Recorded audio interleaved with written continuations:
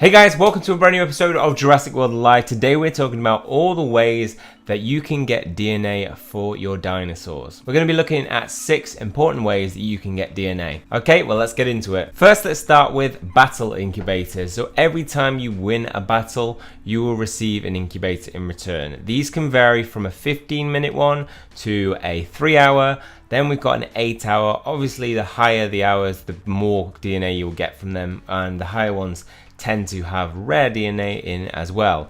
You can also get rare incubators in there and epic incubators. It hasn't been confirmed whether you can get the premium incubators in there because I've never seen one and I've been playing since day one, the soft launch. So, but hey, maybe it'll come up on Reddit at some point. If it does, I'll let you guys know. So 12 hours for the rare incubators, 24 hours for the epic incubators.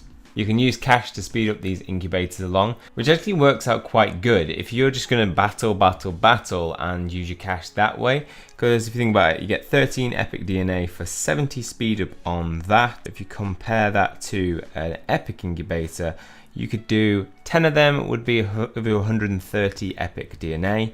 10 times 70 is 700.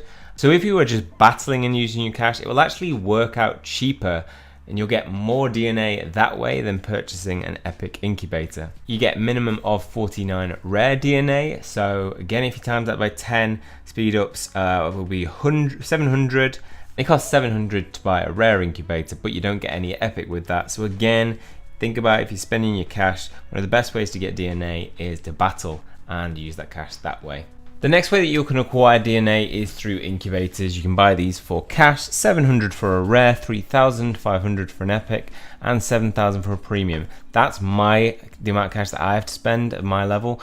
The cash increases as your level increases. So at level 1, it won't cost as much for an incubator, but it's not that you're getting a better offer because as your level increases, the minimum guaranteed that you get from those incubators increases.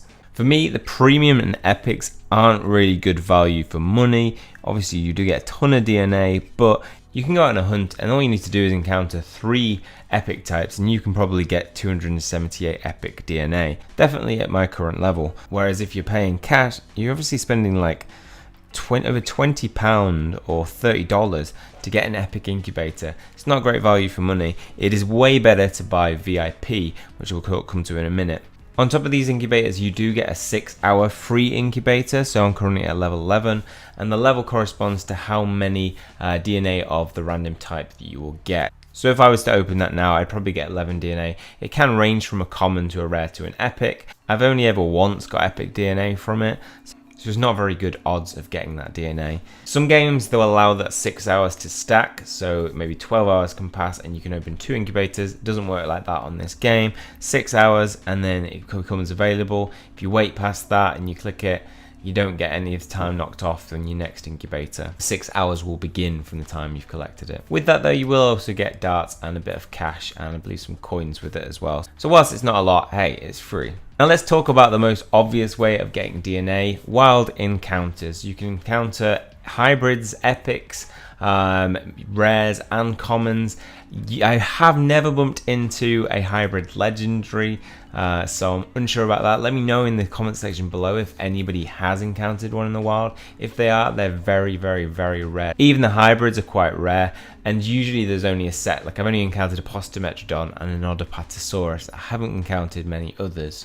Whilst they all have different rarity, they're not the same rarity. So at the moment, you're more likely to encounter a Triceratops, which is a rare, rather than a Utahraptor. I do think they cycle them like Pokemon Go with nests. They do increase the drop rates. There you could just see a Gorgosaurus in the background. Gorgosaurus seems to be quite common at the moment, as well as Dimetrodon. In the past, Proceratosaurus has been the more common type, but I haven't encountered him for a while. So it does seem like they rotate those, so don't worry too much if you're not finding any of a certain type. It might be that when they update it, it'll come round and it'll be more common. As you level up, the max common DNA per dart will increase. So it starts at 10 and increases by 1 every level. So I definitely recommend leveling up as quickly as possible because it makes a huge difference for those epic encounters you can get, whereas like level 10 you're getting double the amount of DNA that you would be before. Try to prioritize your direct hits. As you can see there, I got plus 21, which is my max common dart.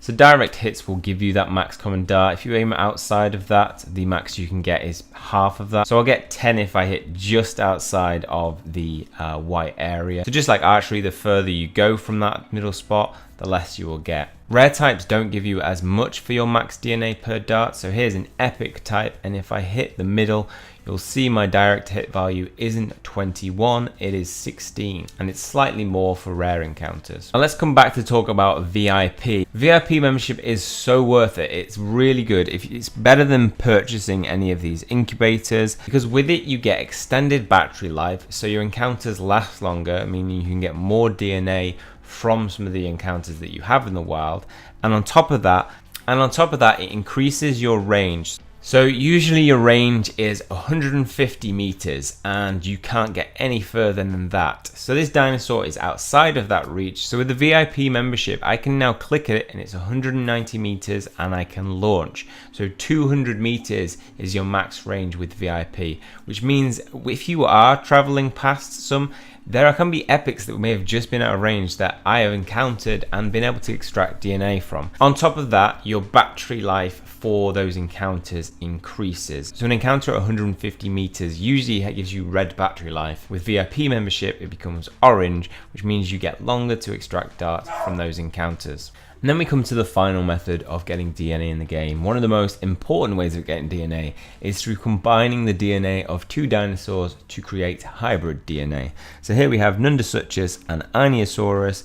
It requires 50 DNA from each of those to create some Einiosuchus DNA. So here I've got 30. Note that the range that you can get from is from 10 to 100 DNA from a single creation, and it's random, which is quite a nice feature of it, because sometimes you can pull that like 100 DNA from something that you really need. From playing this, I believe that there is an increased chance of getting a higher portion of DNA when you combine two higher rarities. So for example, here I'm combining a Einiosaurus and Nundasuchus, which are both common types. So here for the Triceratops, we're combining a rare type with a common type of Stegosaurus. We are definitely hoping for 30 here. So I believe the rate is higher when you combine DNA of this type. It'll probably give me 10. So here we go. There we got 30. Perfect. And when you combine it, when you reach the level, you can then evolve that dinosaur. Now, you cannot create DNA, extra DNA, whilst it's at that stage. You have to hit the evolve button, even if you've got tons of Triceratops DNA and Stegoceratops DNA. My Stegoceratops is now level 18 and he is a beast already, so I'm pretty psyched for that. I could have saved my DNA for Monostegotops, but because I use him so much and I'm waiting on some Monolophosaurus, and obviously pay attention to the fact that some of the dinosaurs require more than 50 DNA. So here we've got Stegosaurus requires 20 DNA of that, which is pretty easy because it's quite common. So if we look at Allosaurus, it takes 500 Allosaurus DNA for every time you try and combine it to create Allosaurus DNA. So close to that legendary, that first legendary. Just need to have an encounter with this guy in the wild and then I'm set. Okay, and that's every way that you can get DNA in the game. Hopefully it's been helpful for you guys. If you guys enjoyed it, please hit the like button and hit subscribe if you want to keep up to date with future content. That's all from me. See you soon.